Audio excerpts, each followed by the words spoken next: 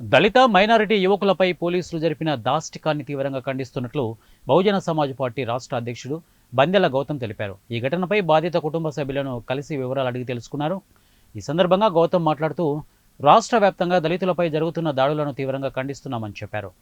గంజాయి కేసులో ముడుపులు చెల్లించలేదన్న నెపంతో దళిత యువకులపై బహిరంగంగా థర్డ్ డిగ్రీ ప్రయోగించడం హేయమైన చర్య అన్నారు. బహుజన్ సమాజ్ పార్టీ జిందాబాద్, బహుజన్ సమాజ్ పార్టీ వర్ధిల్లాలి, గౌతమ్ కుమార్ గారి నాయకత్వం వర్ధిల్లాలి, బెహన్ కుమార్ మాయావతి గారి నాయకత్వం వర్ధిల్లాలి, బెహన్ కుమార్ మాయావతి గారి నాయకత్వం వర్ధిల్లాలి. రాష్ట్ర ఈరోజు బహుజన్ సమాజ్ పార్టీ ఆధ్వర్యంలో ఇటీవల ఇద్దరు సిఐలు అయినటువంటి రాములు నాయక్ అదేవిధంగా రమేష్ యాదవ్ల ద్వారా హింసించబడి అతి భారీగా నడి రోడ్డు పైన వీధి తిప్పుతూ సెంటర్లో కూడా లాఠీలతో కొడుతూ బూటుకాలతో తన్నిటువంటి యొక్క ఇద్దరు దళిత యువకులు అదేవిధంగా ఒక మైనార్టీ అబ్బాయి కరీముల్లాకి సంబంధించిన విషయం పైన ఈరోజు బహుజన్ సమాజ్ పార్టీ ఆధ్వర్యంలో తెనాలికి రావడం జరిగింది.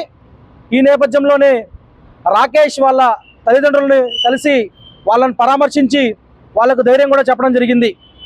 ఈ సందర్భంగా నేను ఈ ఇద్దరు ఎవరైతే ఉన్నారో ఈ రాములు నాయక్ అదేవిధంగా రమేష్ యాదవ్ను ఒకటే అడుగుతా ఉన్నా, సూటిగా ఒకే ఒక ప్రశ్న వేస్తా ఉన్నా.